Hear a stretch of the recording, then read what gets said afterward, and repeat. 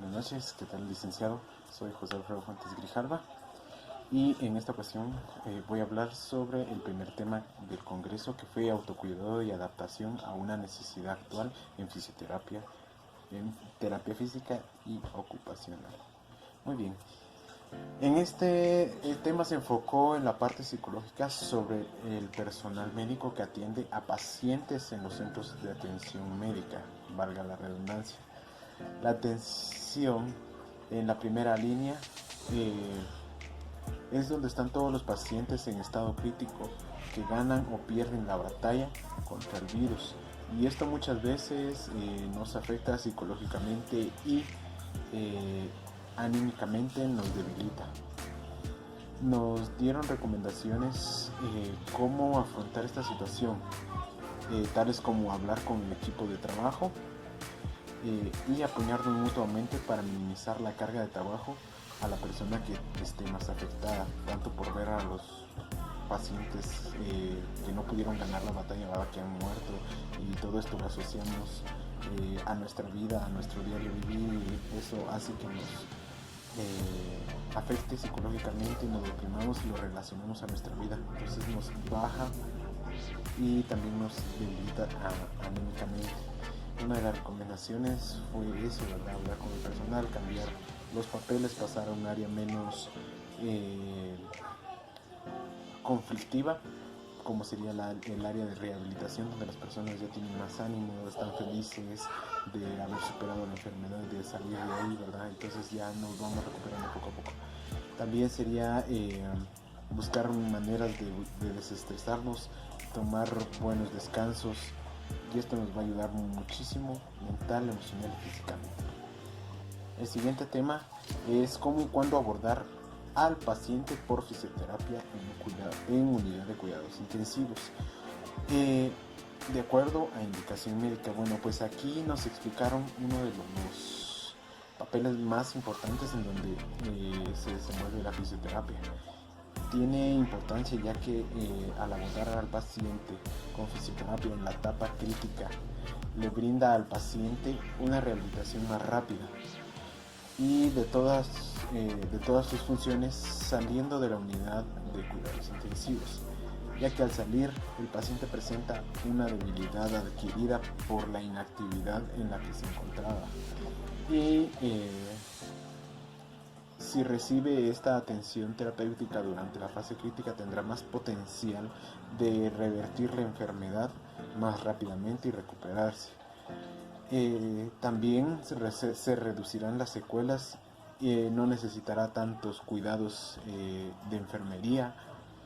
Lo que se puede trabajar aquí va a ser actividad física, se miran los efectos fisiológicos, se trabaja ventilación, perfusión central y periférica y circulación. También trabajamos lo que es el metabolismo celular y estados de alerta. Aquí también se va a hacer una evaluación para dar esta rehabilitación, una evaluación a la amplitud articular, que posee el paciente y a la fuerza muscular, que se va a trabajar más específicamente. Es la aplicación terapéutica de la cámara hiperbárica en la recuperación de pacientes post-COVID. Este tema fue muy innovador en cuanto a la rehabilitación del paciente después de que haya sufrido COVID-19. Es decir, que el virus ya no está activo en el cuerpo del paciente. Bueno, consiste en meter al paciente en una cámara hiperbárica, en donde es sometido a cambios de atmósferas cargados de oxígeno, en donde se pueden ver resultados inmediatos al mantener la cámara en una atmósfera de 1.4, según nos estaban exponiendo. Es un tratamiento muy agresivo, ya que se aplica al primero o segundo día de su rehabilitación.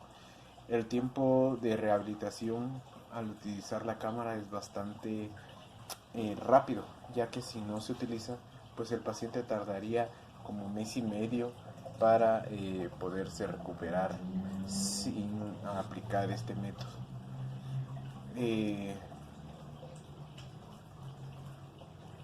Bueno, esto ayuda al paciente tanto en la rehabilitación de los pulmones como físicamente, y también ayuda mucho a la autocuración del paciente.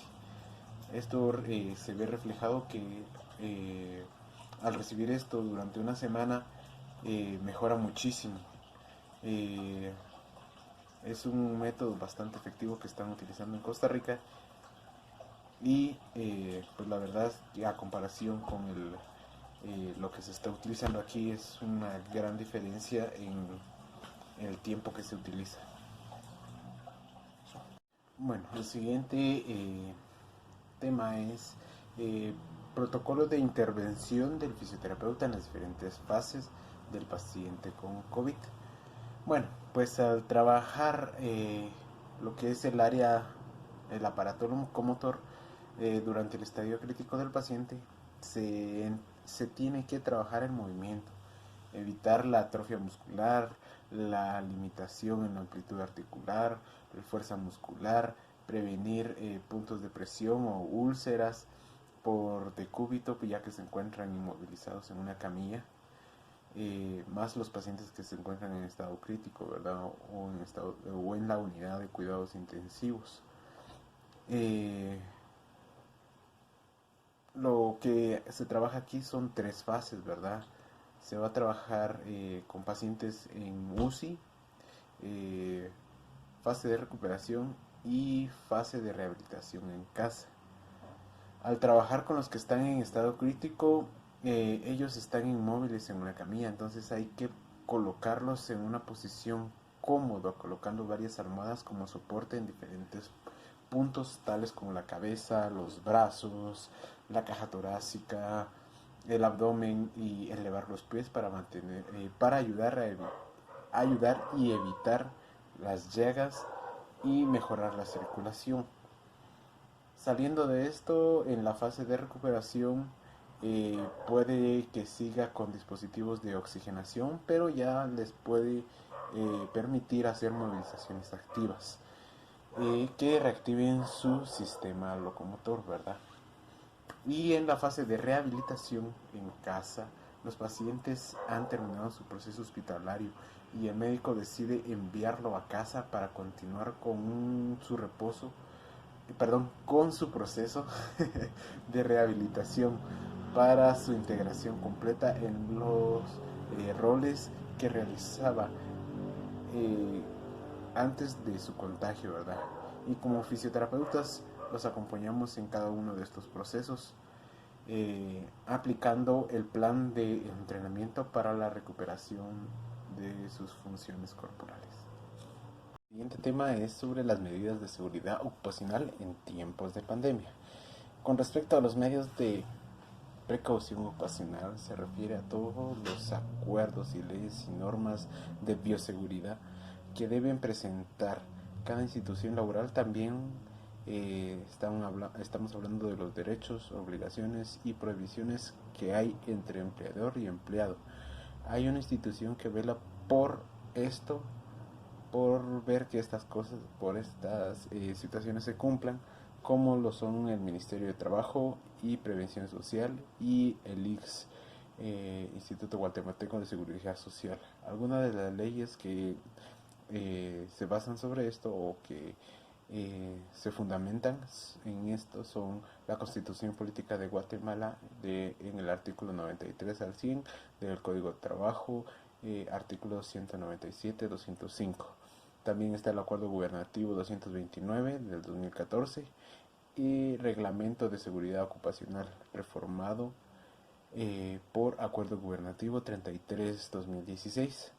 También está el Acuerdo Gubernativo 79-2020, normas complementarias al Reglamento de Salud y Seguridad Ocupacional. Bueno, también podemos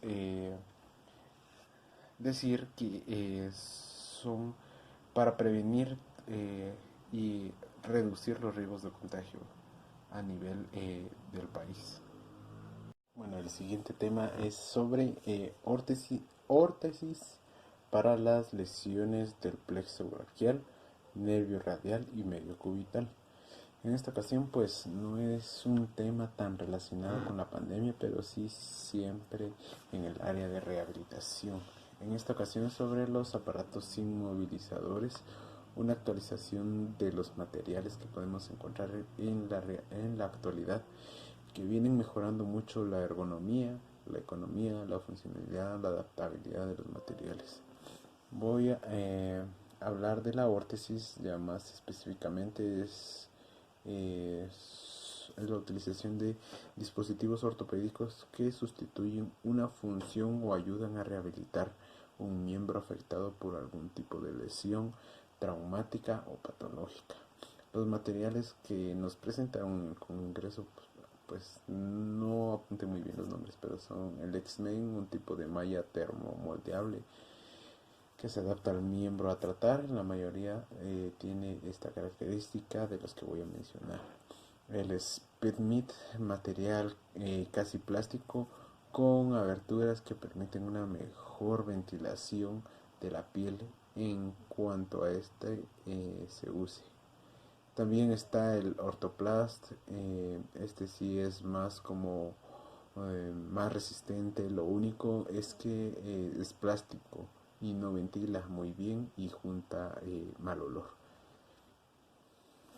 También el polipropileno, y todas estas férulas se les puede hacer adaptaciones con alguna herramienta para sostener objetos. Puede ser utilizado para varias funciones de rehabilitación.